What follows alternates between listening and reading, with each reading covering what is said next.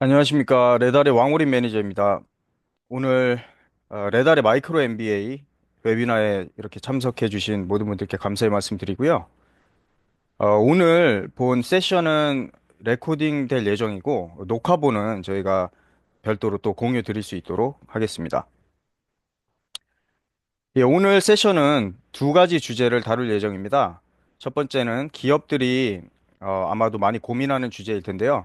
전략이 무엇인지, 경영에 있어서 전략이 무엇인지, 그리고 어떻게 하면 이를 실용적으로, 효율적으로 접근할 수 있을지에 대한 방법론을 말씀드릴 예정이고요.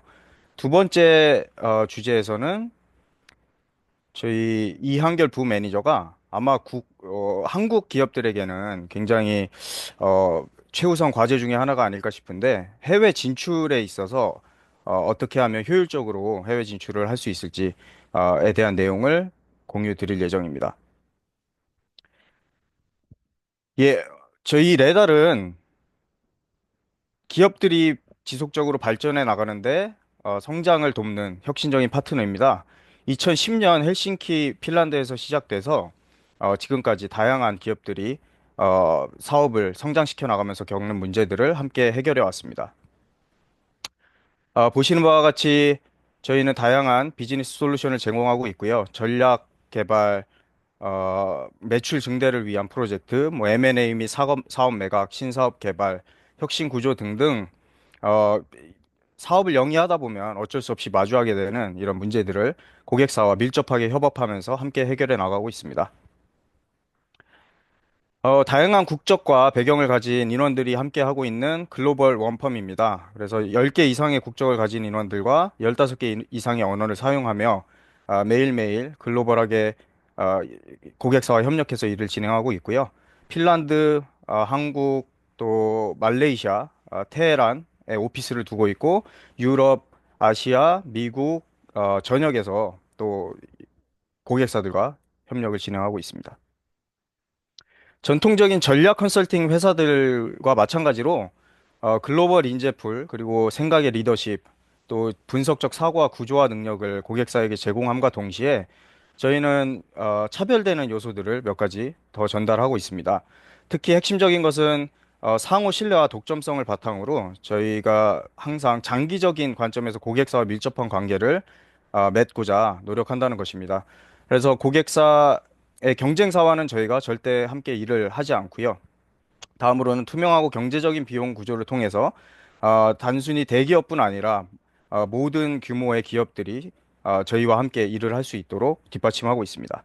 그리고 고객사가 성공적이지 않으면 저희도 함께 성장할 수 없다라는 동반 성장을 개념을 바탕으로 고객사의 인원들도 함께 개발되고 또 역량을 올릴 수 있도록 저희가 가진 지식들을 모두 개방적으로 공유하고 있습니다.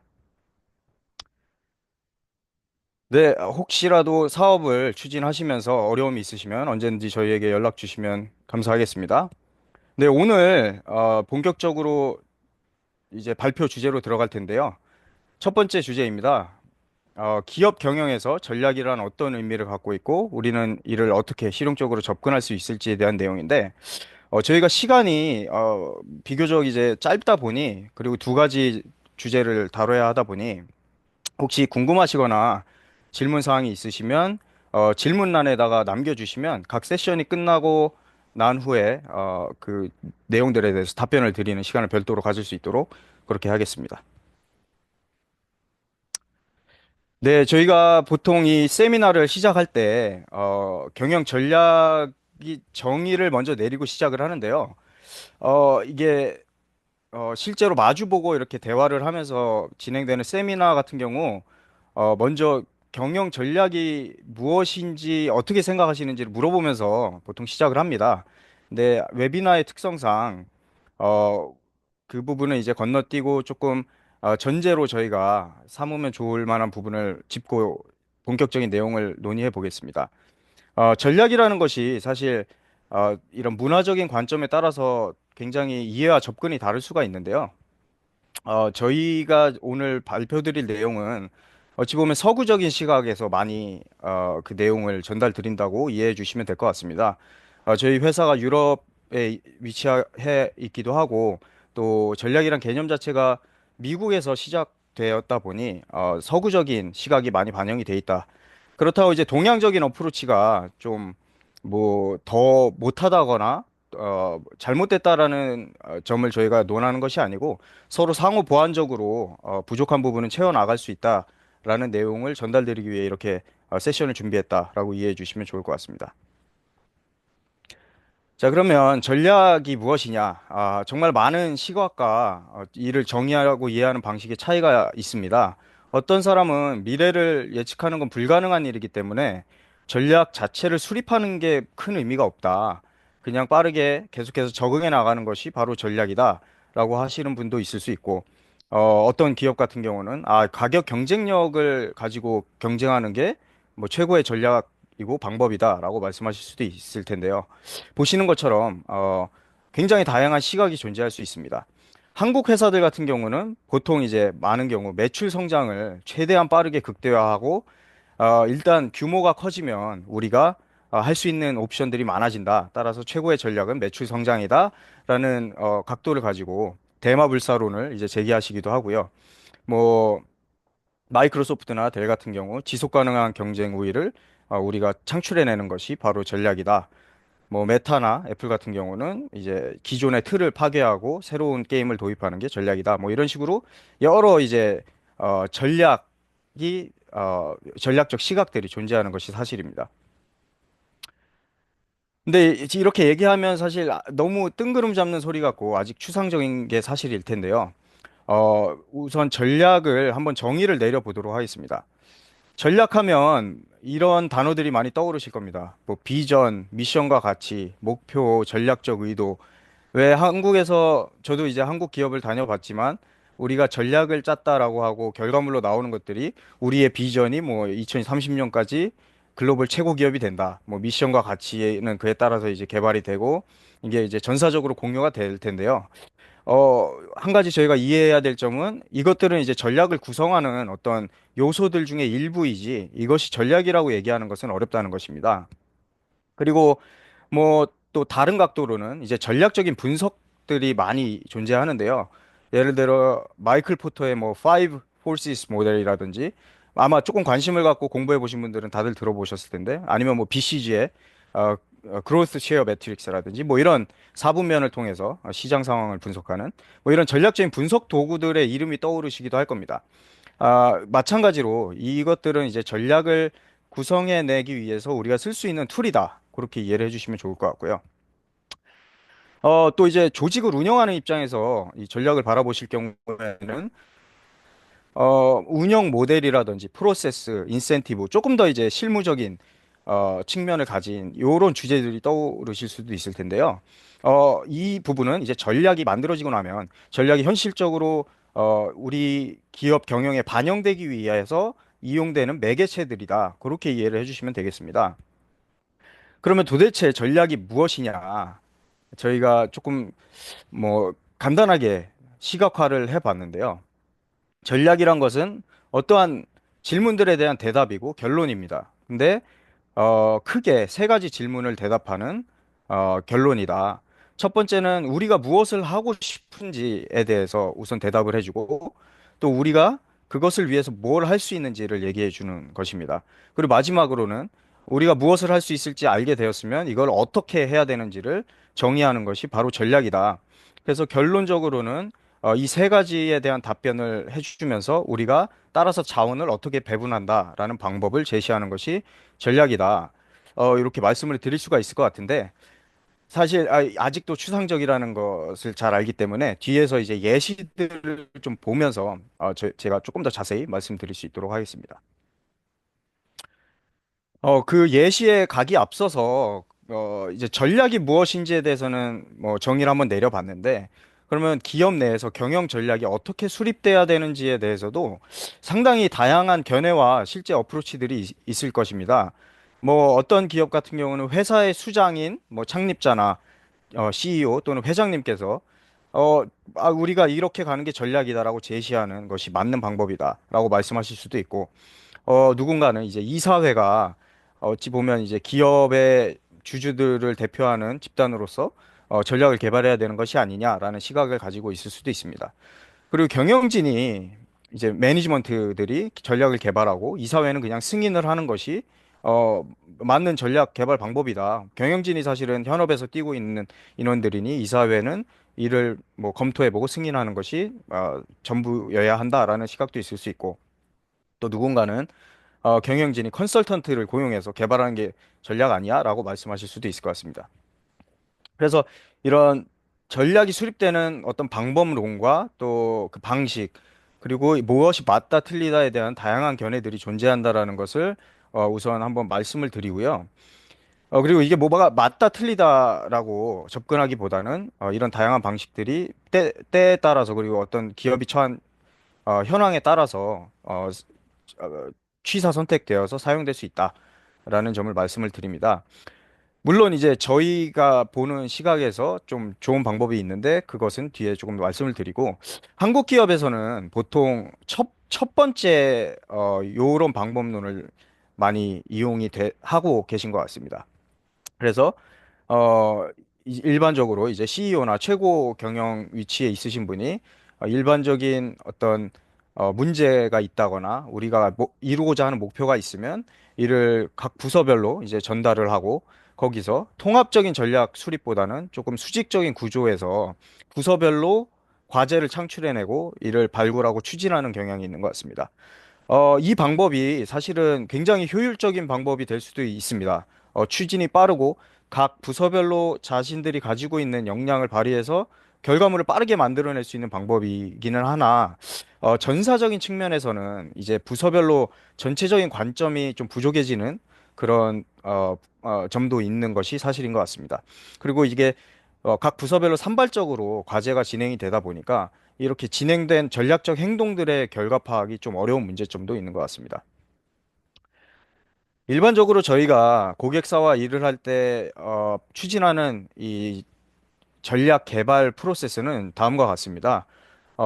기업 내에서 이 전략을 개발하는 프로젝트를 진행하는 수장이 계실 것이고 아마도 이제 최고 경영자인 CEO가 보통은 그 롤을 담당하게 되는데 이제 CEO가 어떤 문제점을 제시를 하고 마케팅, 뭐 영업 전략 등등 연관 부서들이 모두 힘을 합쳐서 다양한 의견들을 공유하고 또 이 의견들에 대해 서로 반박하고 서로 크로스 체킹을 하면서 의견들을 조율해 나가는 과정을 겪게 됩니다.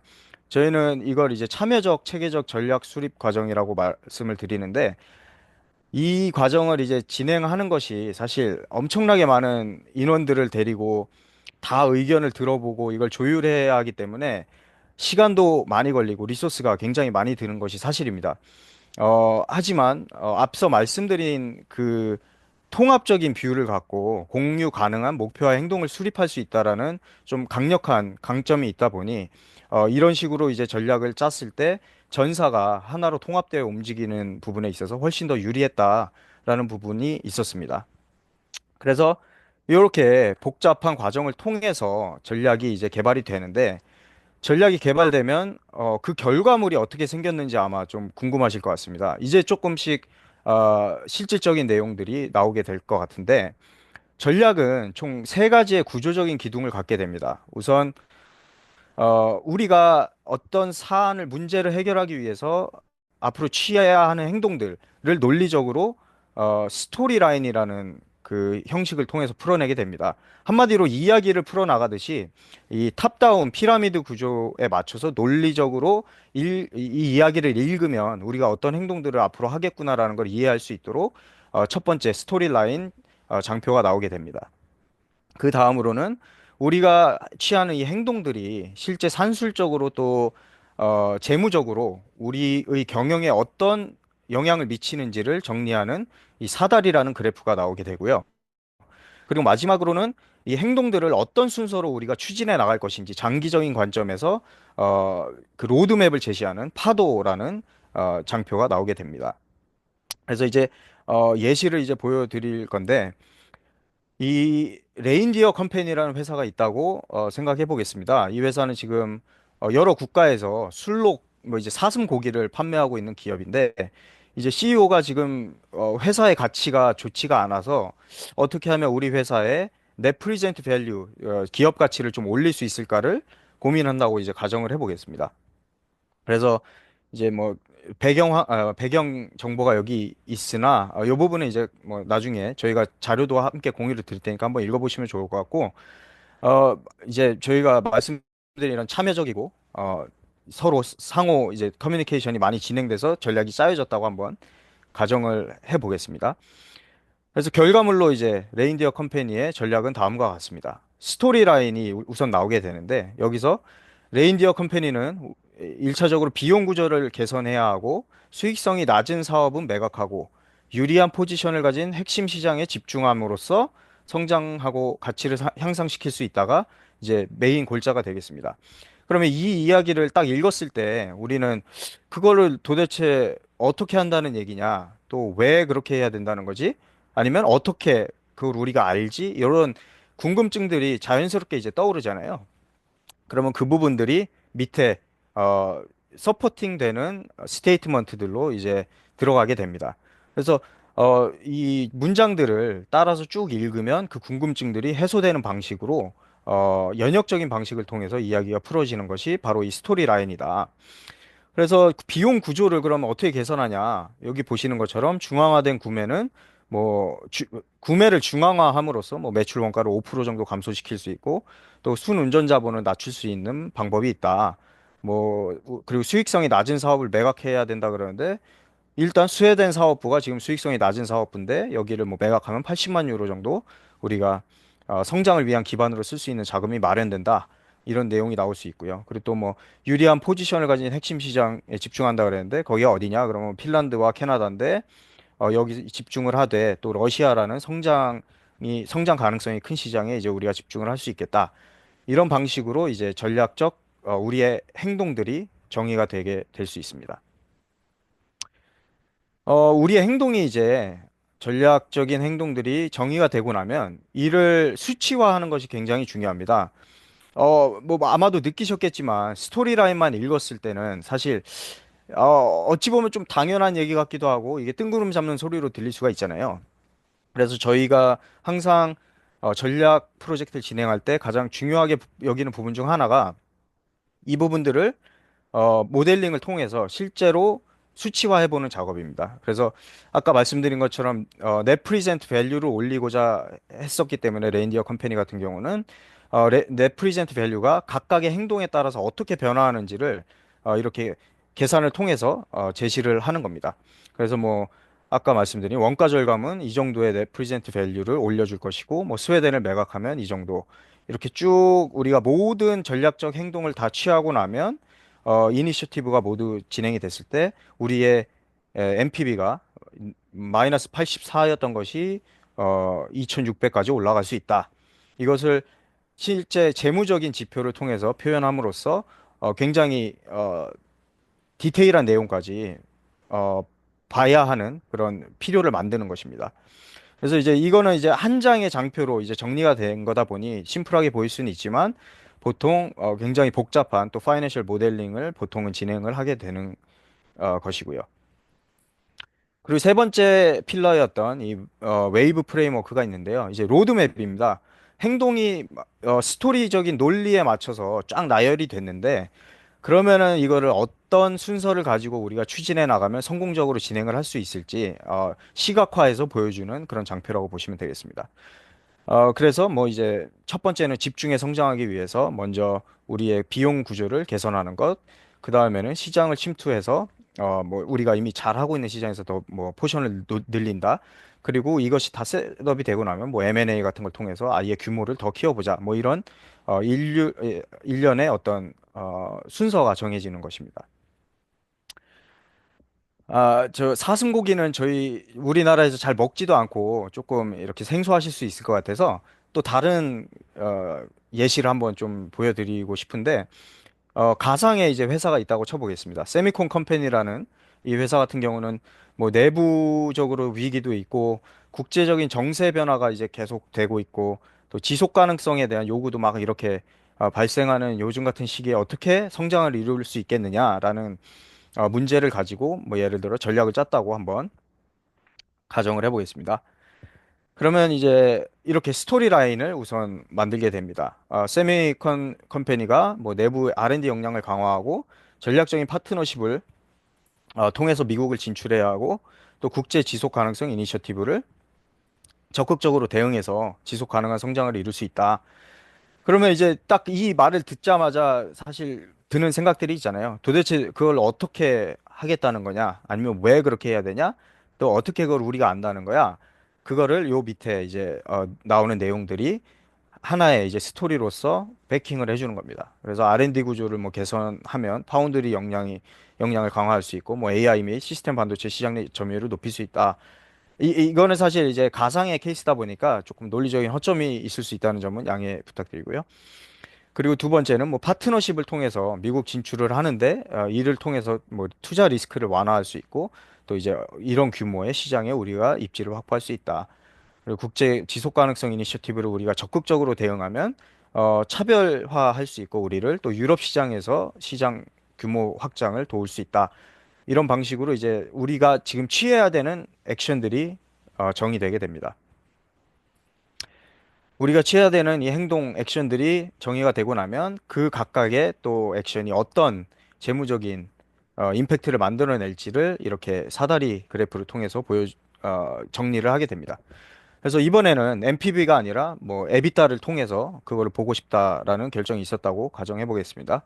그래서 뭐 R&D 역량 강화하는데 어떤 일종의 투자가 들어갈 것이고 그걸 통해서 우리가 파운드리 점유율을 높이면 이런 정도의 이니셔티브, 이 정도의 에비타 상승이 있을 것 같다. 그리고 그걸 통해서 또 미국 투자가 들어가서 우리 에비타가 줄어들겠지만 또 고객사들에게 추가적인 세일즈를 통해서 에비타가 올라가고 그래서 이런 이니셔티브를 쭉 추진했을 때 얼마만큼의 이제 경제적인 효과를 우리가 볼 수 있는지를 보여주는 게 바로 이런 사다리 장표다. 이해해 주시면 될 것 같고요. 그리고 마지막으로 장기적으로 우리가 이거를 어떤 속도를 가지고 또 어떤 페이지를 가지고 추진해 나갈지를 정리하는 웨이브 프레임워크가 로드맵을 제시하게 됩니다. 그래서 일단 말씀드리고 싶은 것은 전략이란 프로젝트를 보통 이제 저희가 컨설팅 회사로서 고객사와 진행을 하고 나면 이 앞에 말씀드린 세 가지 필러로 정리가 됩니다. 근데 보시면 아니 이게 도대체 만드는 게 그렇게 어렵지 않을 것 같은데라고 생각하실 수 있을 텐데 이 새 장표는 경영진들이 딱 보고 이해할 수 있도록 그리고 큰 그림을 바로 캐치할 수 있도록 돕는 이그제큐티브 서머리의 개념이고요. 요약본이라고 보시면 되고 이 각각의 장표에 들어가는 이 내용들을 위해서 보통 저희가 전략 프로젝트를 진행하면 뭐 50에서 100장 또 뭐 많게는 100에서 200장 막 이렇게 그 서포팅하는 분석들이 쭉 들어가게 되는 거죠. 그래서 어 일반론적으로 이 세 가지가 가장 중요한 필러지만 그 뒤에 들어가는 분석과 엄청나게 많은 내용의 자료들이 있다라고 이해를 해주시면 될 것 같습니다. 그리고 이건 이제 전략이 저희가 세 가지 필러를 통해서 이제 정의가 됐다고 가정을 했을 때 그 다음 스텝일 텐데요. 전략이 만들어지면 전략을 실행하기 위해서는 조직의 구조와 어떤 운영 모델과 프로세스 등이 모두 이제 바뀌어야겠죠. 우리 전략을 실제로 실행할 수 있는 구조로. 그래서 보통 전략이 만들어지고 나면 다음 스텝으로 운영 모델 디자인이 진행되게 됩니다. 이 부분은 저희가 마이크로 MBA 뭐 세미나가 됐던 웨비나가 됐던 추후에 좀 더 자세하게 한 번 더 기회가 되면 별도의 토픽으로 한번 다뤄볼 예정이니 그때도 관심을 가져주시면 감사하겠습니다. 네, 그래서 저희가 경영 전략이 무엇이냐, 그리고 실제로 이게 프로젝트가 진행되고 난 다음에 딜리버러블, 즉 결과물로서 표현이 되면 어떤 모습을 보이느냐를 한번 보여드렸는데 이번에는 조금 뭐 가볍게 들으실 수 있게 교양적인 측면에서 이 경영 전략이란 게 어떻게 도입이 되기 시작했고 발전돼 왔는지 그 역사적인 부분을 좀 공유 드리고자 합니다. 보통 어떤 사안을 이렇게 이해할 때 이런 역사적인 내용을 이해하면 좀 도움이 많이 되더라고요. 그래서 한 가지 이제 말씀드릴 것이 기업 경영에서 전략이란 개념이 떠오른 게 사실 아주 오래되지 않았다는 것입니다. 한 1960년 전후에 이 러닝 커브라는 개념이 발견되면서 기업에서의 경영 전략이라는 주제가 이렇게 떠오르기 시작했다고 말해도 과언이 아닌데요. 따라서 한 60년 정도 밖에 되지 않았다. 그리고 러닝 커브라는 것은 뭐 아시는 분도 계시겠지만 우리가 제품을 많이 만들어낼수록 그 각 제품을 생산해내는 비용은 또 맞춰서 함께 떨어진다. 어떤 이코노미 오브 스케일과 그 맥을 같이 하는 개념인데 요걸 바탕으로 한 60년대부터 80년대까지 비용을 통한 경쟁이 거의 대부분의 기업들에게 전략으로서 떠오르게 됩니다. 그래서 이 개념을 좀 더 구체화해서 만들어진 프레임워크가 바로 이 굉장히 유명한 BCG의 그로스 쉐어 매트릭스고요. 그 뭐 스타가 있고 더 개가 있고 뭐 캐시카우가 있고 뭐 다들 아시겠지만 그리고 이게 한 80년대까지 진행이 되다가 일본 회사들이 막 치고 올라오면서 어떻게 일본 회사들이 이렇게 잘하는지 스터디가 진행이 됐고 그때부터 이제 프로세스, 즉 뭐 저스트 인 타임 아마 들어보셨을 텐데 이런 시간을 통한 경쟁이 회사들이 승리하는 전략으로서 또 부상이 되기도 했고요. 그리고 80년대 중반부터는 회사가 성공하는 데 있어서는 뭐 인력과 이 기술을 통한 경쟁이 가장 중요하다라는 또 테마가 등장하기도 했습니다. 그래서 전략의 방향성과 그 방법론은 테마에 따라서 꾸준하게 발전이 되었고, 지금까지도 어, 발전은 지속되고 있는 것으로 보이는데, 말씀드리고 싶은 부분은, 어, 이제 테마가 뭐, 예를 들어 비용을 통한 경쟁이 80년대 중반에 여기 화살표에서는 표시되기로 이제 멈춘 것처럼 보이지만, 지금도 조금 더 전통적인 산업군에서는 이런 비용을 통한 경쟁이 올바른 전략일 수 있다. 그러니까 이것은 사실 취사 선택해서 우리가 잘 믹스해서 우리 전략에 녹여나가는 테마로 쓸 수 있다라는 것을 좀 말씀을 드리고 싶고요.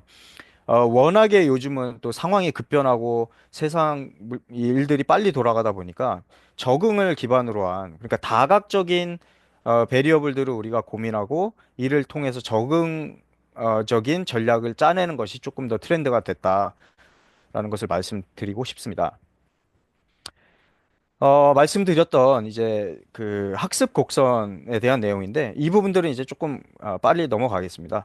뭐 잘 아시겠지만 이제 많이 생산할수록 우리가 이 노하우가 생김으로써 하나의 물건을 만드는 데 드는 비용이 줄어든다라는 개념이 생각보다 그렇게 지금이야 당연하게 받아들여지는 컨셉이지만 한 60년대에는 굉장히 획기적인 발견이었다. 그리고 그걸 바탕으로 이런 시장 점유율 매트릭스 같은 것들이 컨설팅 회사들에 의해서 프레임워크로 개발이 되고 이것이 회사들이 본인들의 사업체를 어떻게 포트폴리오를 짤지에 있어서 이용이 되어 왔다.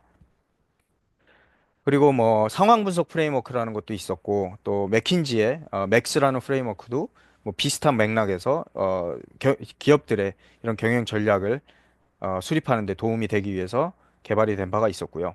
그리고 마이클 포터 같은 경우는 좀 더 거시적인 문제들도 전략을 수립하는 데 고려해야 되지 않겠냐라는 취지로 이 Five Forces 모델을 도입하기도 했습니다. 그래서 뭐 구매자, 뭐 우리의 그냥 산업 상황과 경쟁사와 경쟁 역학뿐 아니라 공급자, 뭐 신규 진입 이런 엑스터널한 팩터들도 모두 이제 고려를 할 수 있도록 심지어는 이제 규제, 거시경제, 기술 이런 확장된 버전도 나중에 나오기도 했었고요. 그리고 가치 사슬이란 개념을 통해서 한 회사가 어느 영역에서 가장 큰 가치를 창출하느냐를 발견해내고 뭐 아웃소싱을 한다든지 더 인터널라이즈 한다든지 뭐 이런 부분을 돕는 프레임워크도 있었고 이제 7S라 그래서 조금 더 정성적인 부분들을 이제 엑설런스 한 우리의 기업의 엑설런시가 무엇이냐를 고민하게 만드는 그런 프레임워크도 만들어졌습니다. 그리고 뭐 바이아웃이 굉장히 활발하게 이루어졌던 80년대에는 이런 육각 프레임워크를 통해서 어, 프라이빗 에퀴티 사모 펀드들 같은 경우에는 큰 가치를 창출하기도 했었고요. 그리고 최근에 와서는 이제 맥킨지에서 이런 말씀드린 다변화하는 상황에서 우리가 어떻게 전략을 수립할 수 있을지를 조금 가시화하기 위해서 이런 전략적 게임 보드라는 또 프레임워크를 만들어서 아주 굉장히 다방면의 내용들을 고려해서 전략을 짜도록 방향성을 제시하기도 했습니다. 자, 그래서 앞에 많은 프레임워크들을 제가 이제 보여드렸는데, 아, 이것들이 이제 앞서 말씀드린 세 가지 필러를 개발하는데, 사고하는 데 도움을 주는 도구로서 쓰이는 프레임워크라고 이해를 해주시면 될 것 같고요. 저 하나의 프레임워크가 완성됐다고 해서 그것이 이제 전략은 아니다라는 거를 여기서 좀 캐치해 주시면 좋을 것 같습니다. 그래서 지금 같은 저희가 이제 살고 있는 이런 환경에서는 사실 기업이 마주한 고유한 문제들이 너무 이제 스페셜하잖아요. 스페시픽하고. 그래서 이런 문제들을 효과적으로 다루기 위해서는 좀 다각적이고 구조적인 문제 해결이 필요하다는 게 어, 최근 들어서의 트렌드인 것 같습니다. 그래서 그러면 실전적으로 우리가 이렇게 다각적인 문제 해결을 어떻게 해야 되느냐? 저희가 실제 클라이언트들과 일을 하면서 쓰는 실전 방법론을 좀 제시를 해드리고 싶은데요. 가설을 기반으로 한 문제 해결 방법이라고 저희가 얘기를 하고 있고요. 이걸 통해서 아까 말씀드린 전략의 세 필러 중에 첫 번째 필러인 스토리 라인을 개발할 수 있습니다. 자, 기업이 전략을 다루다 보면 어떤 문제를 마주하게 되잖아요. 그 문제를 풀려고 하는 노력이 이제 전략 개발일 텐데 이 문제들이 일반적으로 매우 복잡합니다. 예를 들어 여기에 우리는 영국 시장으로 진출을 해야 할까라는 이제 뭐 문제가 있다고 한번 고민해 보겠습니다.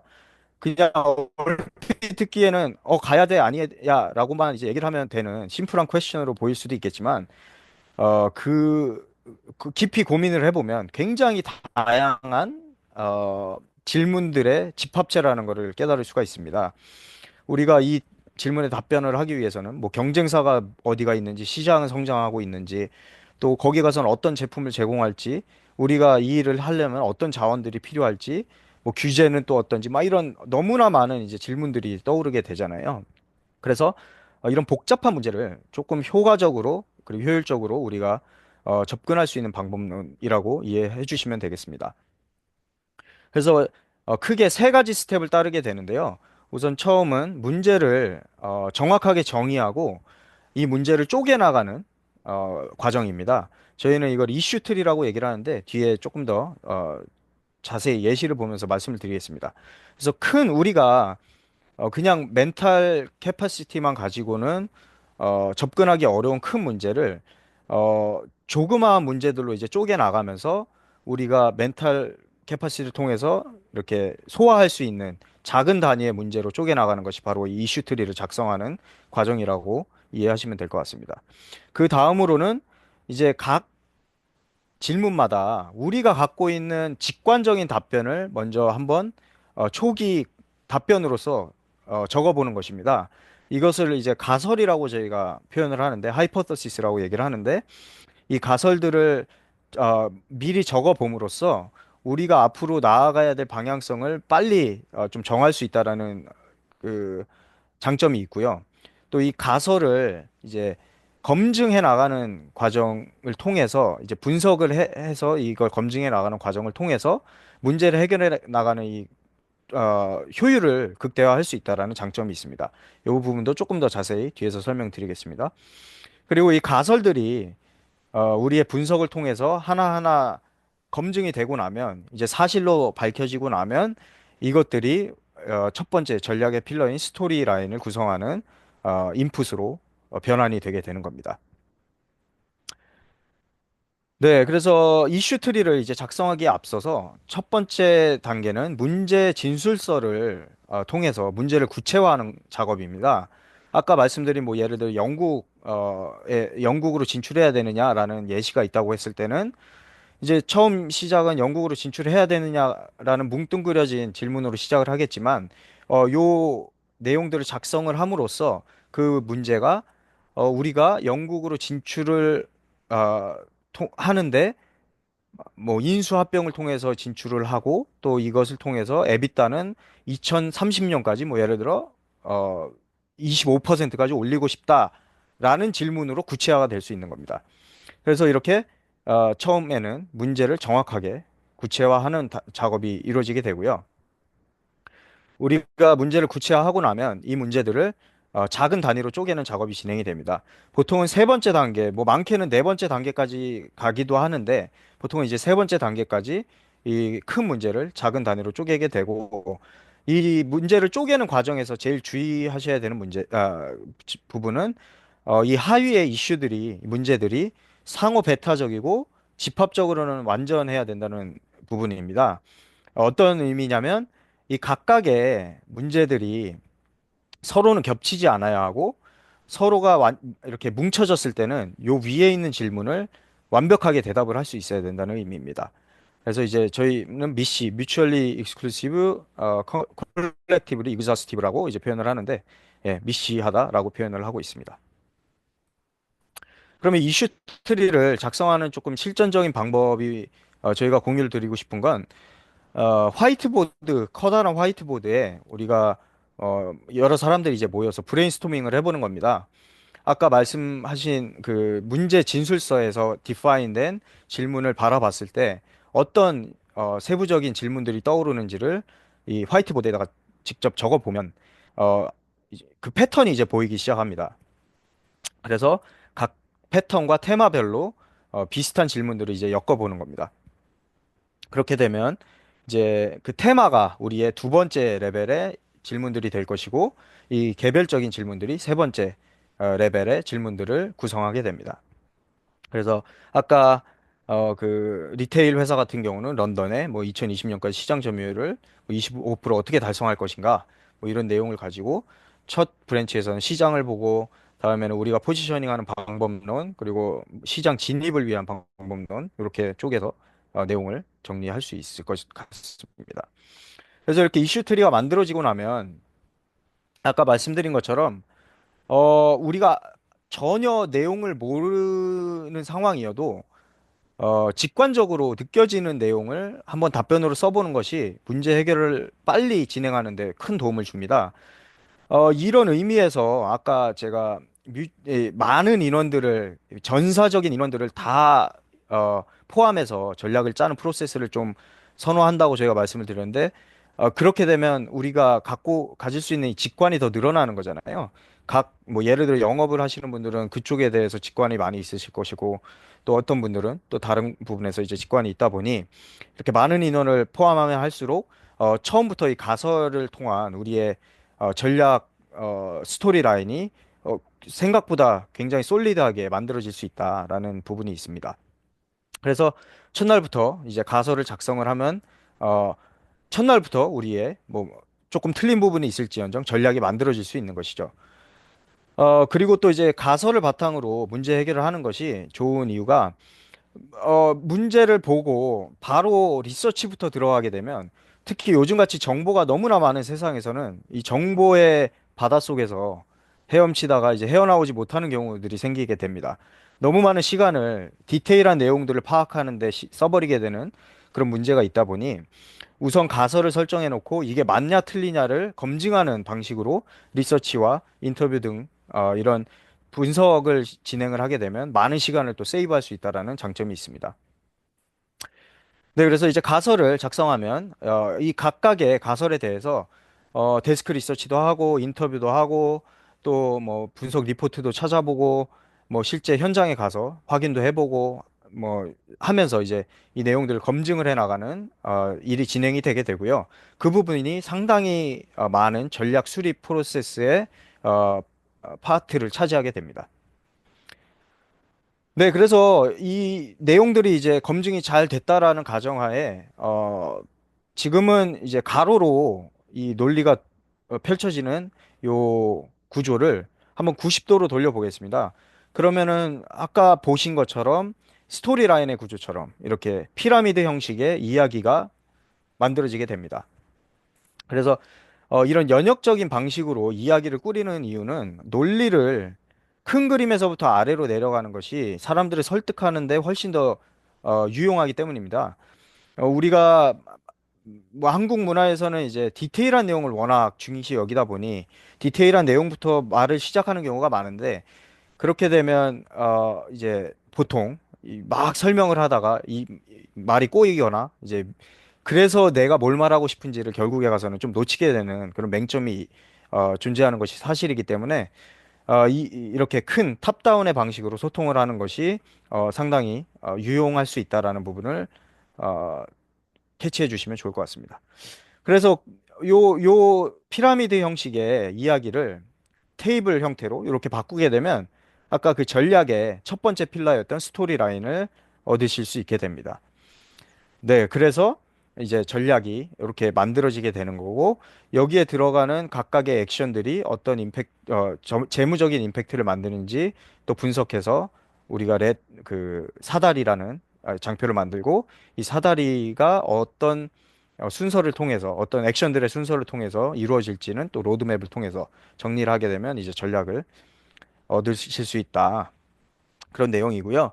그리고 아까 말씀드린 것처럼 이 그 세 장의 장표가 나오기 위해서 수많은 이제 슬라이드들이 이제 개발이 되게 되는데 보시는 것처럼 이제 이게 각각의 뭐 파워포인트 슬라이드라고 좀 이해를 해주시면 됩니다. 그래서 이런 방식으로 이제 어, 이야기가 전개가 되는 마스터팩이라는 것이 전략 마스터팩이라는 것이 개발이 되게 된다. 그것이 보통 컨설팅 회사들이 큰 문제를 해결하는 데 이용하는 어떤 구조적인 문제 해결 방법이다라고 이해해 주시면 감사하겠습니다. 네, 혹시 질문 사항이 있었을까요?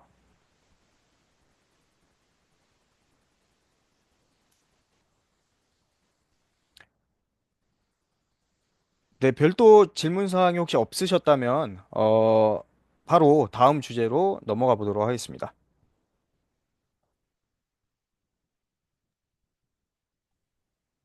네, 감사합니다,王매니저님. 어, 제가 스크린 쉐어링을 잠깐 하도록 하겠습니다. 조금만 기다려주세요.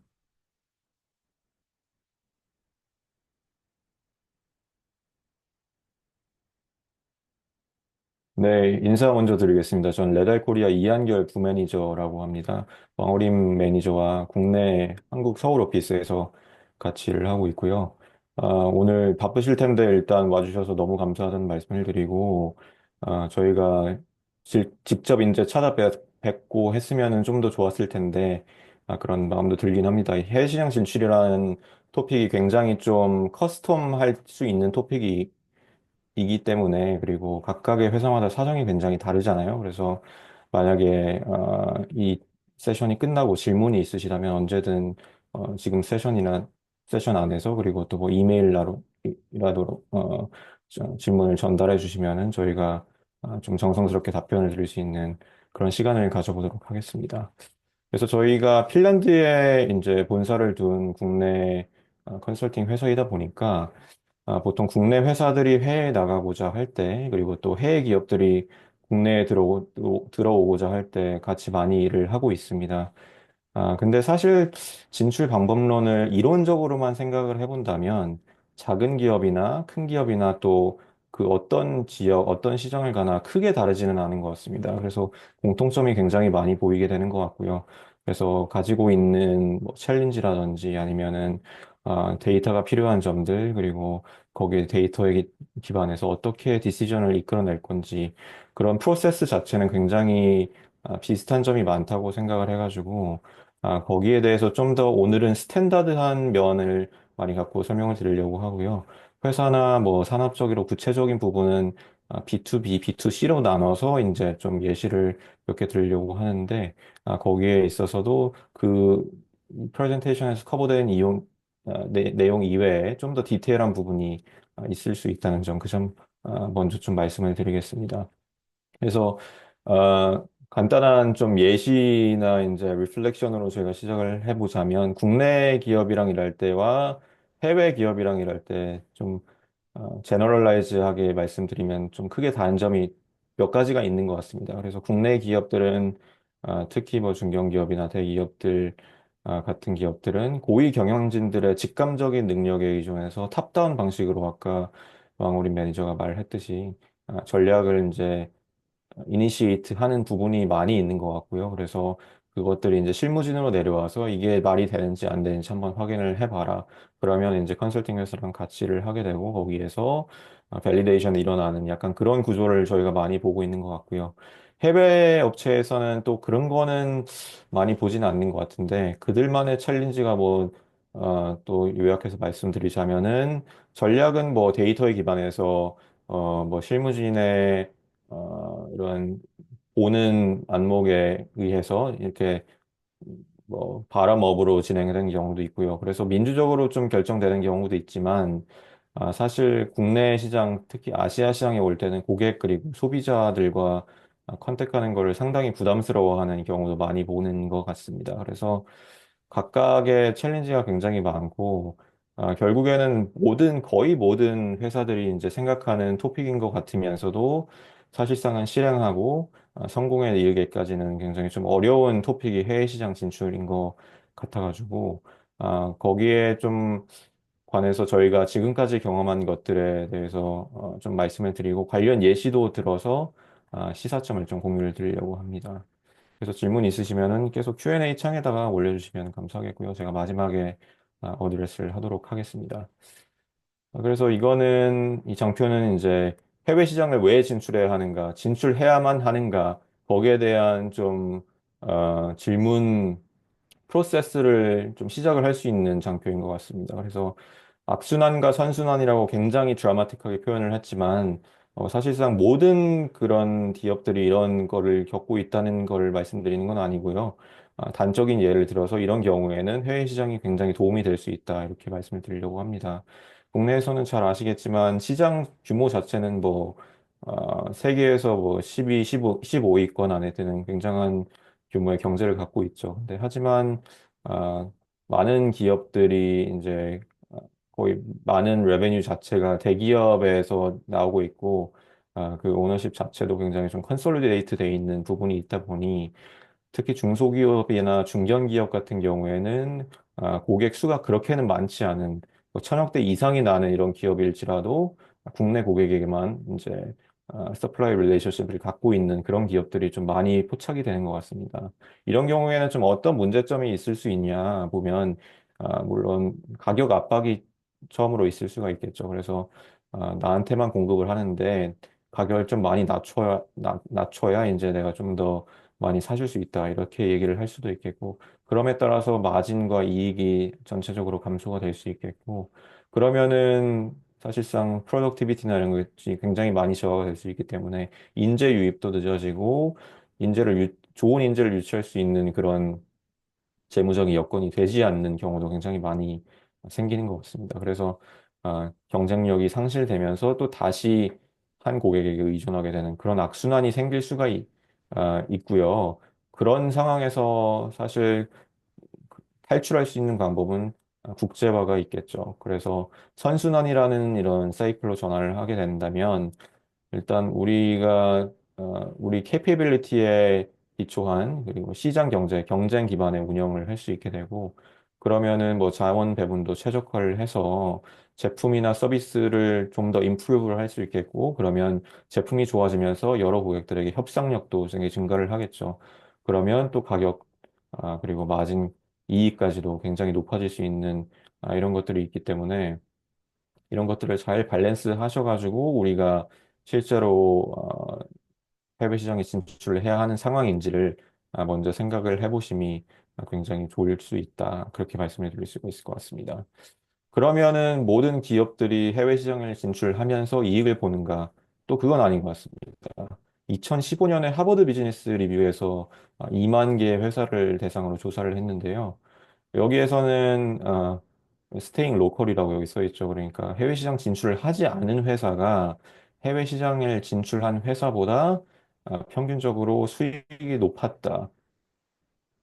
이런 굉장히 흥미로운 스태티스틱이 나온 거를 보실 수가 있습니다. 그래서 결국에는 시사하는 점은 해외 시장에 진출하지 말라는 점은 절대로 아닌 것 같습니다. 왜냐하면 해외 시장에 진출해야만이 이제 경쟁력을 확보할 수가 있고 좀 더 큰 시장을 타겟해서 이렇게 회사 규모를 어, 성장시키고 기회를 노리는 그런 측면이 있겠죠. 그렇기 때문에 어, 뭐 글로벌 탑 기업이 되기 위해서는 당연히 해외 시장을 진출해야 하는 기업들이 있는데 어, 결국에는 말하고자 하는 바는 여기에서는 굉장히 장기적인 전략이 필요하고 철저한 준비가 필요하다.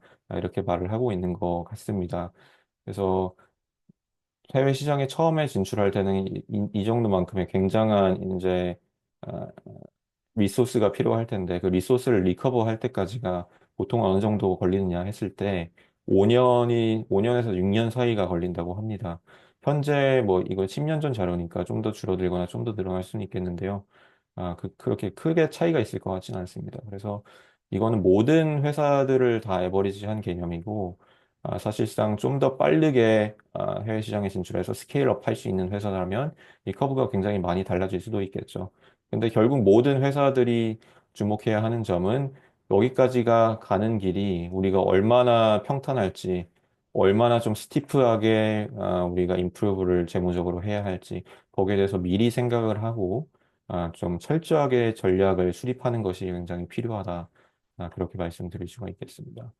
그러면 어떻게 뭐 철저한 거는 좋겠는데 전략도 이제 뭔지 좀 알겠는데 그럼 어떤 팁을 가지고 전략을 세울 수 있느냐 여기에 대해서 질문을 하실 수가 있을 것 같습니다. 거기에 대해서 딱 세 가지로 나눠서 오늘 말씀을 드리려고 합니다.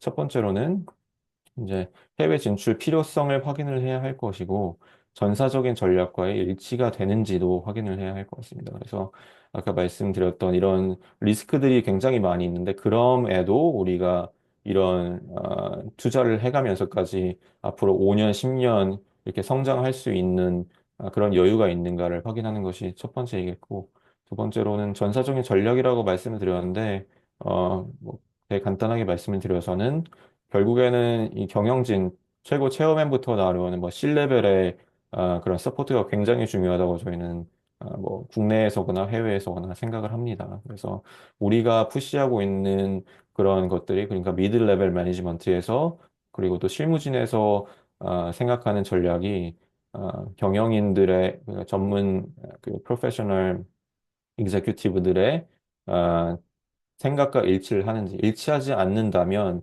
우리가 그들을 잘 설득할 수 있는 데이터를 확보하고 있는지 거기에 대해서 먼저 생각을 해볼 필요가 있고요. 그게 되지 않는다면 사실 전략이 실패할 가능성이 처음부터 굉장히 높다고 말씀을 드릴 수가 있을 것 같습니다.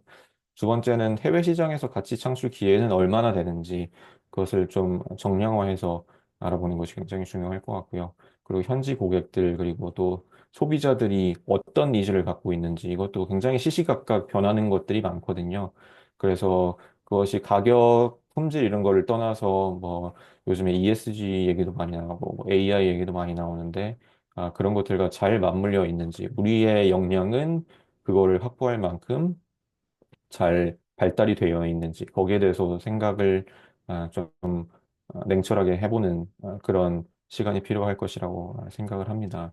마지막으로는 전략을 실행하면서 새로운 결과가 계속 나올 것이고 데이터, 마케팅 데이터라든지 세일즈 데이터가 계속 나올 것인데 이것들을 우리가 전략을 유연하게 개선을 하는데 잘 사용을 할 수 있는지 그리고 만약에 전략이 잘 실행이 되지 않는다면 피벗을 하든지 아니면은 다른 전략을 세우거나 하면은 아, 뭐 완전히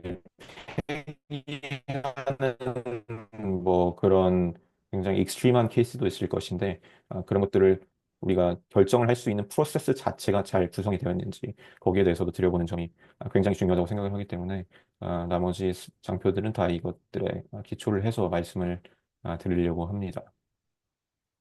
그래서 먼저 해외 진출을 왜 해야 하는가에 대해서 좀 커버를 드리자면요. 사실상 뭐 가장 모든 회사들이 그렇던 일단 재무적인 목표가 가장 중요하겠죠. 그래서 이익이 증대하는가, 매출도 증대하는가 이런 것들을 굉장히 중요하게 볼 수 있는 가장 표면적으로 와닿는 부분이라고 생각을 하고요. 그리고 또 나머지는 뭐 규모의 경제라든지 아니면 국내 시장에 대한 의존도 감소도 있을 것 같습니다. 아까 말씀드렸던 뭐 대기업 한 군데만과 뭐 갖고 있는 익스클루시브 릴레이션십이 있으면은 그런 리스크가 좀 더 많이 작용을 할 것 같고 그리고 또 다른 예를 하나 들자면 저희가 지금 같이 논의를 하고 있는 회사 중에 농업 데이터를 서플라이하는 회사가 있습니다. 근데 그 회사는 유럽 회사거든요. 그래서 북반구에 위치하고 있으면서 그 같은 지역 내에 있는 고객사들을 타겟팅을 하고 있는데 북반구는 이제 봄, 여름, 가을, 겨울 이게 굉장히 뚜렷하고 봄에서 가을까지는 농업이 되게 활발하지만 겨울에는 굉장히 이제 활동이 없어지게 되죠. 그렇기 때문에 겨울에서 봄까지 가는 기간에 매출이 굉장히 많이 줄어드는 거를 보게 되었고, 그렇기 때문에 남반구에 가서 뭐 아프리카나 남미나 호주, 뉴질랜드 같은 시장을 공략을 해서 이걸 좀 더 이분하게 만들자 이런 논의가 있었고요. 그것들을 한 덕분에 좀 많이 매출을 올리고 또 리스크를 감소할 수 있었던 그런 기회가 있었다고 말씀을 드릴 수가 있겠습니다. 하나의 단적인 예고요. 뭐 굉장히 다른 예들이 많겠죠. 그리고 새로운 지식과 경험도 쌓일 수가 있겠고, 뭐 글로벌 경쟁력 확보, 국내 경쟁력 확보라고 굉장히 제너럴하게 여기 써놓긴 했지만 사실 글로벌 경쟁력이 확보가 되고 한다면 뭐 국내 경쟁력은 좀 자동적으로 확보가 또 되는 면도 있겠죠. 왜냐하면 뭐 커스터머 케이스들이 뭐 어디에 가서 어느 나라에서 어느 고객과 일했는지가 그 어디에 가도 굉장히 중요한 걸로 이제 레버리지를 할 수 있기 때문에 국내에서 했던 케이스들도 해외에서 나가서 쓸 수 있는 거고, 아, 그 반대의 상황도 뭐 되게 잘 맞는다고 생각을 합니다. 결국에는 이것들을 디버시파이 하는 것이 굉장히 중요하다고 생각이 되어지고요. 그렇기 때문에도 해외 시장 진출하는데 커스터머 케이스에 굉장히 많은 생각을 염두에 두시고 나가시는 것도 저희가 많이 볼 수 있습니다. 그러면 다음 장에서는 가치 창출 기회가 얼마나 되는지 저희가 파악을 해야 되지 않습니까? 거기에 대해서 좀 방법론들에 대해서 말씀을 드리고, 현지 고객 그리고 소비자들을 이해할 때 어떤 케이스들이 있었는지 거기에 대해서 예시를 한 두세 가지 들면서 말씀을 드리도록 하겠습니다. 그래서 결국에는 재무적인 영향, 전략적 영향들은 이제 고객과 소비자 포착 가능성에 따라서 결정이 되고요.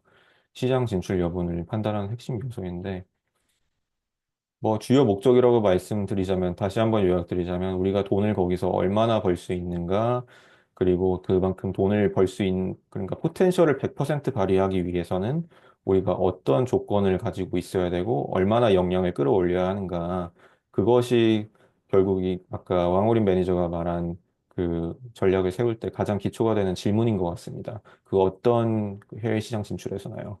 근데 여기에서는 굉장히 필요한 정보들이 많이 있겠죠. 그래서 그냥 우리가 직감대로만 이걸 답변할 수는 없을 테고 어떤 데이터를 갖고 여기에 좀 백업을 해야 할 텐데 그런 데이터들은 보통 시장 규모나 성장 가능성 같은 것들로 찾아볼 수가 있을 테고 그리고 가치 사슬 내 밸류 체인 내에서 주요 이해 관계자들은 누가 있는지 그들 간의 관계 그러니까 뭐 경쟁 관계라든지 아니면 서플라이 관계는 어떤 것이 있는지 누가 바게닝 파워가 좀 더 큰지 적은지 이런 것들을 저희가 파악을 하게 되고요. 그리고 각각의 소비자나 이제 고객들이 있을 텐데 우리가 그런 분들을 타겟팅을 하고 있는 분들이 있으시다면 그들의 구체적인 니즈와 현재 고충사항, 페인 포인트들은 어떤 것이 있는지도 파악을 하게 됩니다. 마지막으로는 고객과 소비자들의 프라이스 센서티비티, 가격 민감도이죠. 그래서 그들이 지불할 의향이 얼마나 있고 그만큼 지불을 했을 때 볼륨이 나오는지까지도 생각을 해보게 되는데 이런 것들을 사실 이것뿐만이 아니죠. 이거는 굉장히 짧은 리스트로 정리를 한 건데 이것도 어, 그냥 구글링만 해서는 사실상 얻기 굉장히 어려운 문제인 것 같습니다. 그래서 외부 전문가, 뭐 저희 같은 컨설턴트들을 찾는 이유인 것도 같고요. 그래서 이런 것들을 회사 차원에서 좀 발견을 하려면 어떻게 해야 하는가. 뭐 시장 보고서를 사는 것도 방법일 수가 있겠습니다. 그래서 뭐 컨설턴트를 고용하거나 아니면 시장 직접 가서 경험하는 것보다는 뭐 몇백만 원, 몇천만 원 하는 보고서를 사는 것이 좀 더 경제적으로 아, 액센스 하는 방법일 수가 있겠고요. 그게 아니면은 그 전문가들 그리고 고객들과 직접 만나거나 이렇게 컨택을 해가지고 인터뷰를 하는 방법을 저희는 추천을 드립니다. 그래서 인터뷰라고 하면은 굉장히 거창하게 들릴 수도 있을 텐데 사실상 뭐 이 명함 주고서 받고 컨택을 드려서 뭐 줌콜을 한다거나 아니면은 어떤 이미 갖고 있는 컨택트를 레버리지해서 인트로듀스를 받거나 이렇게 해가지고 가설을 먼저 가지고 가서 그들의 니즈가 우리의 가설이 맞았는지, 우리가 생각하는 그들 간의 관계가 맞는지 이런 것들을 좀 아, 증명하는 그런 단계를 인터뷰라고 보시면 될 것 같습니다. 그래서 얻어지는 것들을 총종합을 해가지고 우리가 전략을 어떻게 짜야 되는지를 생각을 해보게 되고요. 결국에는 저희가 항상 말씀드린 거는 직감에 의존한 전략이 아니라 고객 그리고 소비자의 니즈가 실제로 있는가. 그러니까 시장의 가능성에 기반한 해외 시장 진출이 성공의 핵심이다. 라고 말씀을 드릴 수가 있을 것 같습니다. 그래서 각 시장마다 재무적 영향이 굉장히 다를 수 있을 텐데 정형화된 평가 기준을 세우고 그에 따라서 어떤 시장에, 그러니까 어떤 나라, 어떤 지역, 어떤 도시에 갈 것까지도 저희가 결정을 할 수 있다. 그렇게 말씀을 드릴 수가 있을 것 같습니다. 그래서 단계별로 이것들을 또 세 가지로 나눠가지고 말씀을 드리겠습니다. 저희가 나누는 걸 굉장히 좋아하거든요. 그래서 굉장히 복잡한 문제가 있을 때 좀 더 심플한 요소로 나눠서 생각하는 게 좀 많이 와닿기 때문에 그렇게 나눠서 설명을 드리고 있고요. 여기에서의 세 가지 단계라고 말씀드리면 첫 번째로 전반적으로 시장 그리고 지역 그리고 포지셔닝이 어떻게 우리가 해야 하는가 거기에 대한 결정이 필요할 것 같고요. 우리가 어느 나라, 어느 도시에 간다고 결정이 됐을 때 수익 가능성이 어느 정도 되는지 그리고 재무적으로 어느 정도의 목표를 가지고 우리가 이 시장에 들어가서 이것을 충분히 실현을 할 수 있는지 거기에 대한 세부적인 계획이 필요하다고 말씀을 드릴 수가 있겠고요. 그것까지도 결정이 되고 이제 잘 수립이 된다면 마지막으로 고객들과 소비자들의 니즈가 어떻게 변하는지까지도 그러니까 전략이 한 번 세우면 완전히 끝나는 게 아니라 계속 전략을 보충하고 이제 업데이트 해야 되는 과정이 있는데 그것들을 어떻게 몇 년 동안 계속 푸시를 할 수 있는지 거기에 대해서도 좀 예를 들어서 설명을 드리려고 합니다. 첫 번째로는 이제 어떤 시장을 가야 되냐, 그리고 우리 포지셔닝을 어떻게 해야 되는가. 이것이 사실 뭐 굉장히 큰 화두죠.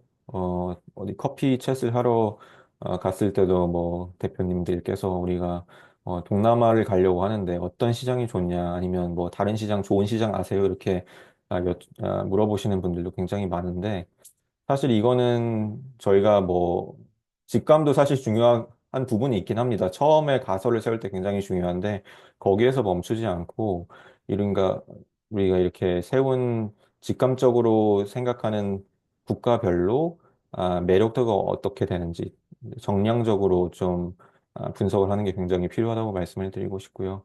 그거는 또 두 개로 또 나눠가지고 설명을 드리도록 하겠습니다. 시장 매력도와 시장 확보 역량으로 나눠서 말씀을 드리려고 하고요. 시장 매력도 같은 경우에는 여기 안에서도 생각할 수 있는 카테고리가 굉장히 많겠죠. 그래서 잠재적인 시장 점유율이라든지 시장의 규모, 그리고 또 성장도, 그리고 우리가 경쟁에서 이길 수 있는지 아니면은 질 확률이 있는지 이런 것들에 대해서도 생각을 해볼 수가 있겠고요. 수익성에 대해서도 생각을 해볼 수 있는데 이런 것들을 그냥 굉장히 정성적으로 이럴 것 같다, 저럴 것 같다, 이렇게 하고 끝내는 게 아니라 저희는 어떤 스코어링 가이드라인이라고 해야 할까요? 그래서 점수표를 굉장히 스트릭트하게 만들어서 카테고리마다 점수를 매기는 걸 추천을 드립니다. 그래서 잠재적 시장 점유율이 예를 들어서 뭐 현재 0에서 5% 정도밖에 안 된다. 그러면은 성장 가능성이 굉장히 높겠죠. 그렇게 된다면 뭐 0에서 3으로 스코어링을 했을 때 뭐 2에서 3 정도까지도 스코어링을 할 수 있을 테고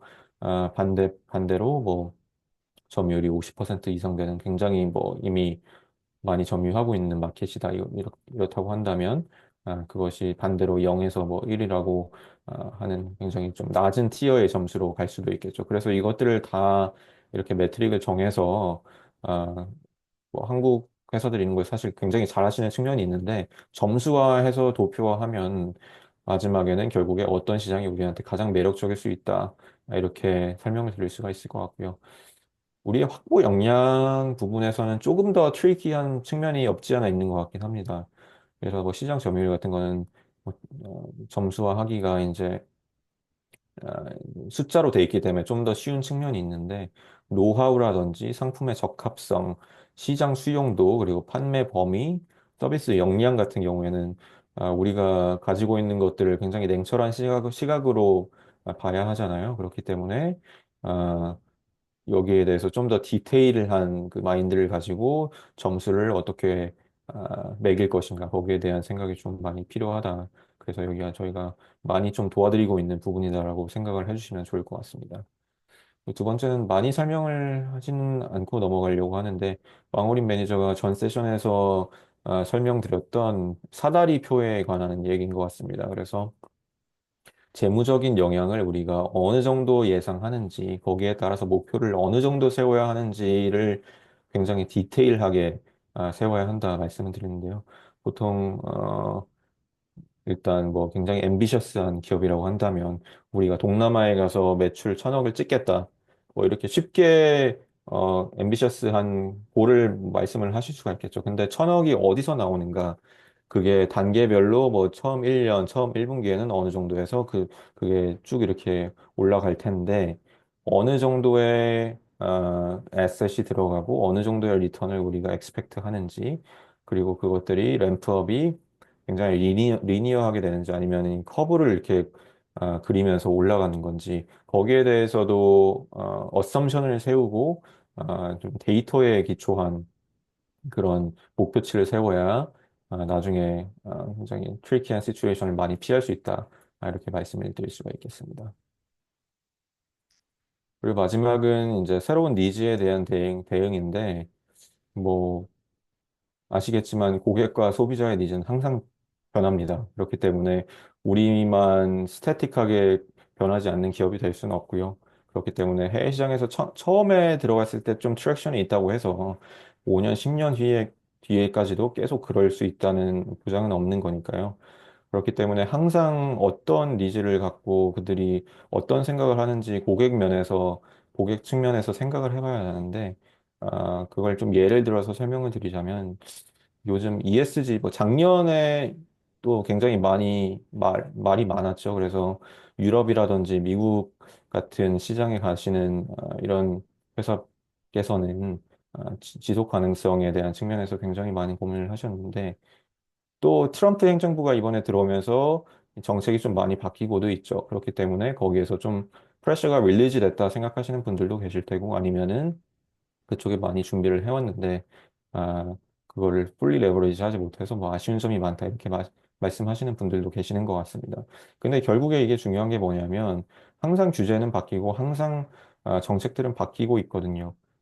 그렇기 때문에 이것들이 어떻게 앞으로도 변할지 그리고 우리가 아, 지금 포착하지 못한 니즈라도 어떻게 좀 잘 준비할 수 있는지 좀 선구안적인 그런 시각을 가지는 게 굉장히 좀 중요하다. 이렇게 말씀을 드릴 수가 있겠습니다. 지속 가능성 측면에서는 굉장히 저한테 흥미로운 점은 하나가 뭐냐면 전에는 품질 좋고 가격 좋고 사람들이 잘 알면은 1차 세일즈는 좀 성공한 것 같다. 뭐 물론 굉장히 좀 심플리파이해서 말씀드리는 거겠지만 그런 센티먼트들이 좀 많았던 것 같은데 최근 들어서는 그것뿐만이 아니라 규제에 얼마나 잘 맞는가 그리고 탄소 감축 요소는 어느 정도나 되는가 그런 것들에 대한 질문을 지속적으로 국내 기업들이 유럽이나 미국에 갈 때 많이 듣는 그런 것 같습니다.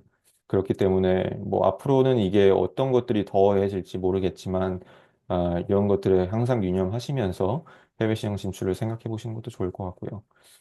그리고 지역 또는 산업별로 차별화된 이런 솔루션들을 제공하는 것도 굉장히 중요하니까요.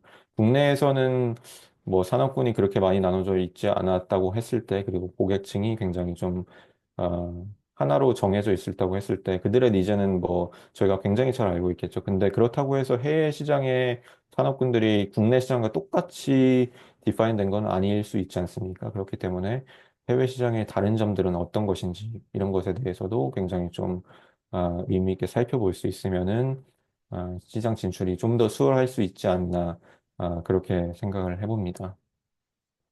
그래서 결국에 뭐 예시를 들면서 이제 또 설명을 드리겠습니다. 결국에는 세일즈를 하기 위해서는 고객을 컨택팅을 해야 하는데 잠재 고객 연락처를 찾고 논의로 이어지는 거는 이게 또 어떻게 해야 하는가.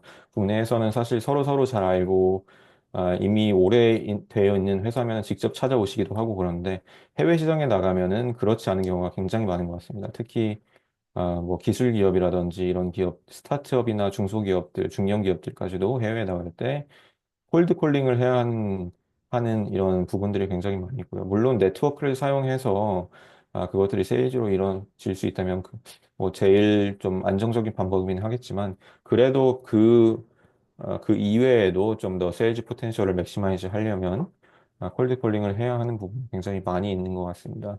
근데 이런 경우에는 사실상 그 응답률이 굉장히 낮은 경우가 많고요. 그래서 저희는 그 아까 말씀드렸던 농업 관측 데이터 업체와 함께 일을 하고 있는데 10,000번 정도의 그러니까 이메일이라든지 메시지를 보냈을 때 한 40번 정도만 이제 연락이 왔다. 그래서 1%도 안 되는 이제 그런 확률로 계속 승부를 보는 거죠. 하지만 뭐 10,000번이나 돌렸기 때문에 여기서는 3, 40번의 응답들이 실제로 세일즈로 굉장히 큰 딜로 이루어지기도 했고요. 성과를 굉장히 많이 보고 있다는 점도 좀 유의미한 시사점인 것 같습니다.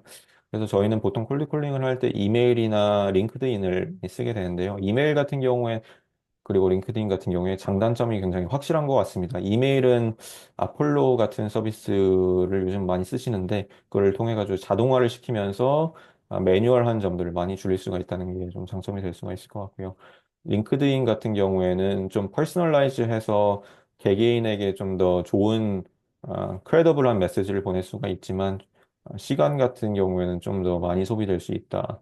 여기도 오토메이트된 서비스가 있긴 한데 그래도 이메일보다는 좀 많이 슬로우할 수 있다라는 거를 좀 유념하시면서 두 가지를 섞어 쓰시는 것도 저희가 추천을 드리고 있습니다. 그래서 만약에 회사의 뭐 프로필 자체가 굉장히 좀 크레더블 할 수 있는 그리고 잘 보여줄 수 있는 것이다 한다면 링크드인을 좀 더 많이 사용하시는 것도 추천을 드릴 수가 있겠고요. 아니면 그냥 많이 이메일을 뿌려서 그 모든 사람들이 나에 대해서 알게 하겠다 이렇게 한다면 이메일을 좀 더 많이 쓰시는 그런 방법도 괜찮을 수 있다고 생각을 합니다. 그래서 세일즈로 이어지기 전에는 인터뷰라는 단계를 항상 이제 거치게 됩니다. 고객의 아까 말씀드렸다시피 주요 요구사항 그리고 니즈, 페인 포인트 이런 것들에 대해서 우리가 먼저 가설을 세우고 나서 그것들이 맞는지 틀리는지 그리고 그 이외에 유념해야 할 점들이 있는지에 대해서 알아가는 프로세스라고 생각을 하시면 될 것 같고요. 저희는 보통 표준 설문지를 통해 가지고 스탠다드하게 약간 로봇처럼 한다고 생각을 하실 수도 있을 것 같은데 모든 뭐 3, 40개 회사들에게 같은 질문들을 거의 물어보게 되고요. 거기에 이제 답하는 거에 대해서 이제 굉장히 스무스하게 그 다음 단계, 그러니까 세일즈로 좀 넘어갈 수 있게 그렇게 유도를 하고 있습니다. 그렇게 이제 하는 이유는 일단 세일즈 포스가 한 명이 아니지 않습니까? 보통 그렇기 때문에 여러 직원들이 같은 질문들을 활용하면서 굉장히 좀 스탠다드하게 데이터를 얻고 분석할 수 있게 그러니까 데이터 바이애스가 없이 각각의 잠재 고객사를 비교할 수 있도록 그렇게 하는 측면도 있고요. 아, 질문의 퀄리티 자체도 프리디파인 하면서 굉장히 높게 가져가는 그런 측면도 있는 것 같습니다. 그리고 마지막에는 이제 세일즈로 넘어가게 되는데 이것들이 각각 그 개개인마다의 특성이 좀 다를 수가 있고 세일즈 포스 안에서도 직원들의 특성이 약간 다를 수 있기 때문에 그것들을 좀 노멀라이즈하고 에버리지화 시켜가지고 좀 결과를 좋은 쪽으로 끌어가려고 하는 그런 시도라고 생각을 하시면 될 것 같습니다. 다음 예시는 저희 파트너사에서 나오는 예시고요. 텔유산트라고 하는 미국의 이제 B2C 업체들과 굉장히 많이 일을 하는 데이터 업체입니다. 그러니까 세일즈 할 때 어떤 데이터가 필요한지 거기에 대해서 많이 보여주는 사스 프로그램을 가지고 있는 회사인데요. 이 회사에서 같이 일하고 있는 또 미국의 F&B 회사가 있습니다. 그래서 그 회사가 이제 앞으로 어떤 시장에 진출을 해야 할 건가, 거기에 대한 전략을 짜는 과정인데, 여기에서는 특이하게도 중남미 시장으로 포지셔닝을 좀 럭셔리한 포지셔닝을 해서 가려고 하고 있는 걸로 알고 있습니다. 왜 중남미 시장으로 이제 럭셔리 굿을 가져가려고 하냐 이렇게 질문을 하실 수도 있을 것 같은데 GDP라는 것은 사실상 어, 해외 시장 진출에서는 크게 의미가 없다 이렇게 말씀을 드릴 수도 있을 것 같습니다. 매우 뭐 GDP가 낮은 나라도 있겠죠. 근데 뭐 GDP per capita 그러니까 GDP P겠죠. 이런 경우에서는 모든 것을 이제 수치화하기 위해서 사람 수로 나누고 평균값만 보여주는 거기 때문에 이 평균이 어떻게 스프레드 되어 있는지 어디서 어디까지가 그나마 사람들이 많은 이제 구간인지는 보여주지 않습니다. 근데 이거를 나눠서 봤을 때 멕시코나 파나마 같은 나라들은 스프레드가 굉장히 넓습니다. 그래서 저희가 뭐 베이직하게 생각하는 뭐 중남미에서는 보통 아, 소득이 낮은 자들이 대부분이라고 생각을 할 수 있는데 그것이 사실이 아니라 아, 이런 것들을 비싼 제품들을 충분히 구매할 수 있는 도시들 그리고 중산층들이 굉장히 많이 분포하고 있다는 것들도 알고 가야 하는 게 굉장히 중요하고요. 그리고 또 나라뿐만이 아니라 도시, 뭐 주라든지 미국에서는 아니면은 그 카운티 자체 같은 것도 굉장히 중요하다고 생각을 할 수 있겠습니다. 그래서 아까 말씀드렸던 F&B 회사 같은 경우에는 멕시코로 만약에 들어가려고 가정을 한다면 멕시코 안에서도 뭐 우리가 생각하는 연령대는 18세에서 33세의 중산층이라 이렇게 생각을 할 수 있을 텐데 그런 경우는 멕시코 시티 주변이나 큰 도시들 주위로 굉장히 많이 형성이 되어 있는 것이 볼 수가 있고요. 그렇지 않고 좀 더 고연령들, 고소득층의 사람들을 타겟팅을 했을 때는 뭐 미국 국경이랑 가까이 있는 이런 좀 더 시골이라고 하긴 뭐하지만 좀 더 도시보다는 인구 밀집도가 적은 지역들 이런 곳들에 좀 더 많이 분포를 하고 있다. 이렇게 말씀을 드릴 수가 있을 것 같습니다. 그래서 마케팅 뭐 오늘 디지털 마케팅은 사실 좀 더 옵티마이즈 하는 게 쉽겠지만 오프라인 마케팅 같은 건 뭐 빌보드를 세운다거나 이런 걸 할 때도 모든 지역에 하지 않고 어떤 지역에 이제 네, 포커스해서 그런 것들을 세우고 실제로 세일스포스들의 디스트리뷰션도 그렇게 잘 책정을 해서 하는 것이 굉장히 중요할 수 있다. 이렇게 말씀을 드리고 싶습니다. 그래서 마지막 단계는 이제 모든 것들이 어느 나라로 갈 건지 그리고 그 나라에서 어느 정도의 우리가 돈을 벌 수 있는지 벌어야 하는지 이제 아, 결정이 될 거잖아요. 이후에는 전략을 어떻게 실행해야 하는지가 굉장히 중요한데 거기에 대해서 빠르게 좀 설명을 하고 넘어가도록 하겠습니다. 그래서 전략 실행 방안은 구체적인 행동 요소로 나누는 게 가장 좀 아까 전 세션에서 나왔던 미시 구조로 가져가는 게 가장 좋은 거 같습니다. 그래서 어떤 뭐 전략적 이니셔티브가 만약에 F&B 회사가 뭐 멕시코에서 탑3 음료 회사가 되겠다. 이런 거를 굉장히 하이 레벨 골이라고 생각하면 그 밑에 주요 실행 방안들이 여러 개가 있을 것 같습니다. 그래서 예를 들어서 우리는 멕시코 시티 안에 있는 18세에서 34세 사이의 사람들을 타겟팅해서 그쪽에서 뭐 최고의 음료 서플라이어가 되겠다. 그런 것들이 될 수가 있겠고요. 그 밑에서도 좀 더 브레이크다운을 할 수가 있겠죠. 그래서 시장 분석 같은 것도 할 수가 있겠고, 브랜드 구축이나 마케팅 같은 것들도 좀 리소스를 넣어서 할 수가 있을 것 같습니다. 조직 개발, 뭐 영업 실행 이런 것들도 좀 따라와야 할 테고요. 그래서 이런 것들이 다 종합이 돼서 펑션마다의 이제 결과물이 도출이 됐을 때 이것들을 종합을 하고 프로그램 매니저들이 이것들을 이니셔티브를 가속화해야 할지 좀 더 푸시해서 좀 더 빠르게 성과를 내야 하는 건지 아니면은 이것들이 잘 되지 않고 있으니까 새로운 방법을 도모하자 해서 여기로 다시 가서 뭐 스케치북에 다시 드로잉 하듯이 해야 하는지 아니면은 이것이 굉장한 회사 재무적인 데미지를 주고 있으니 빨리 폐기를 하자. 이런 것도 또 하나의 새로운 전략이 될 수가 있겠는데, 익스트림한 얘기긴 하지만 그런 경우도 있는 것을 봤습니다. 그렇기 때문에 이것들이 상당히 빨리빨리 사이클이 돌면서 뭐 매주는 아니더라도 매달 뭐 매 분기마다 모여가지고 이것들을 분석하고 상부에 보고해서 결정을 내릴 수 있는 것이 굉장히 중요하다. 이렇게 말씀을 드릴 수가 있을 것 같습니다. 그리고 마지막에 좀 팁이라고 말씀드릴 수도 있고 아니면은 좀 실질적으로 어떻게 해외 시장에 진출을 하는 방법들이 있는지에 대해서 설명을 드리자면 결국에는 해외 시장 진출이라는 게 생산자와 고객이 있는데 생산자가 고객에 어떻게 가야 되는가, 국경을 넘어서 가야 되는가, 이거겠죠. 직접 가면 직접 수출이고 중간에 뭐 상인, 대리인 같은 중개인들을 끼면은 간접 수출이 되는 거고 아니면은 그것과 뭐 좀 다르게 리스크를 우리가 감소하자.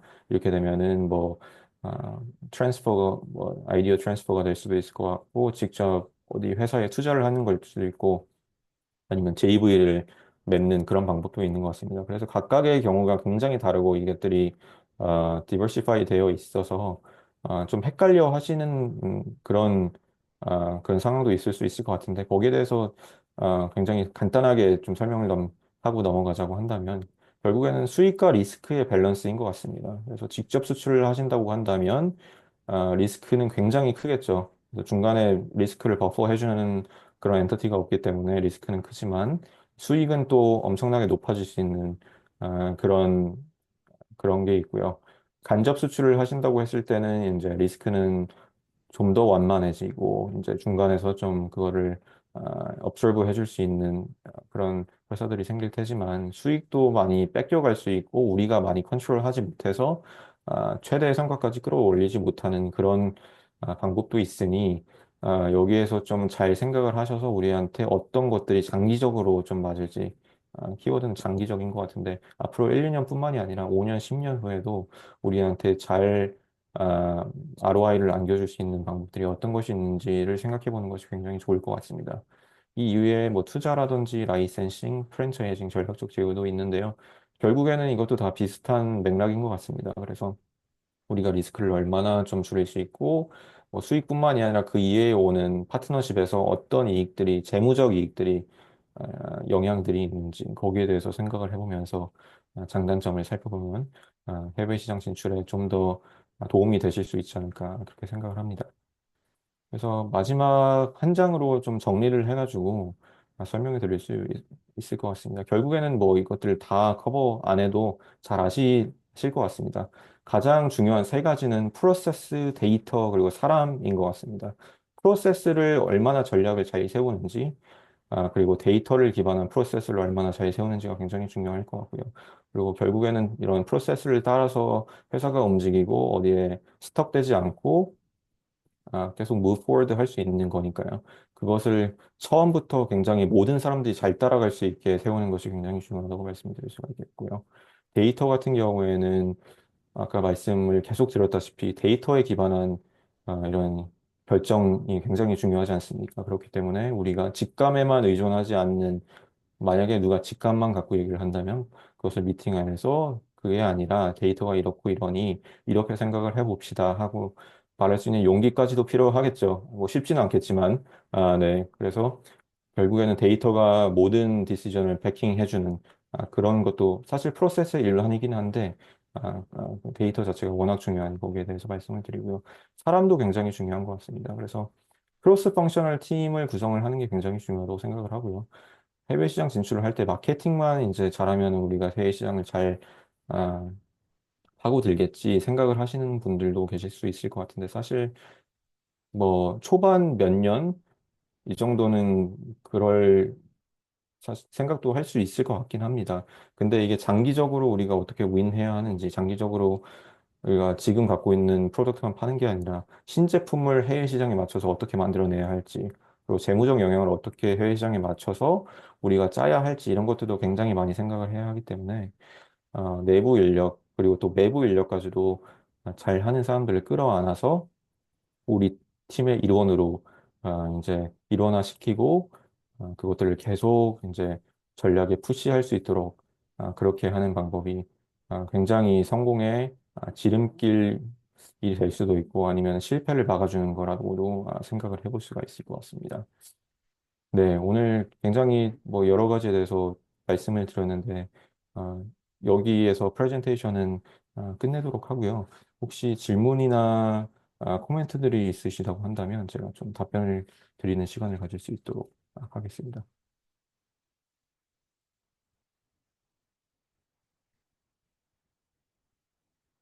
네, 질문이 하나 있으시네요. 그래서 해외 타겟 소비자 분포 지역을 파악 시 최종 물류 형태, 뭐 예를 들어서 원료는 멕시코에서 제조는 미국, 조지아, 고객 공급은 텍사스 또는 한국, 그리고 대략적인 물류비, 정기적인 이슈의 통계 등 디테일한 분석이 가능한가요?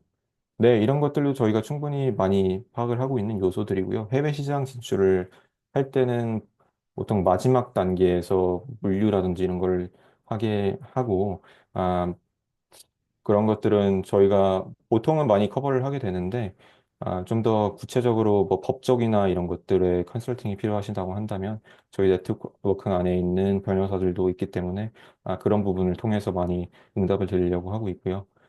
그 이외의 뭐 전략적인 문제들은 다, 이런 뭐 3, 4개월 안에 있는 프로젝트 안에서 다 커버가 된다고 생각을 하시면 될 것 같습니다. 이 이외에 혹시 질문이 없으시면은 5분 정도 빨리 마무리를 하도록 하겠습니다. 네, 1시간 반 정도 되는 시간 동안 경청해 주셔서 너무 감사드리고요. 아까 말씀드렸다시피 저희가 이 자료 같은 거는 다 비디오나 이제 장표 같은 거를 통해서 공유를 드릴 예정이고, 여기에 대해서 질문이 있으시거나 아니면 우리가 해외 시장에 나가고 싶은데 아니면은 뭐 어떤 지역 또는 뭐 전략을 세우고 싶은데 여기에 대해서 어떻게 생각하세요? 라고 질문이 있으실 수 있잖아요. 그러면 저희가 찾아뵙고 그냥 차담을 나누는 시간도 프리하게 가질 수 있도록 노력을 해보도록 하겠습니다.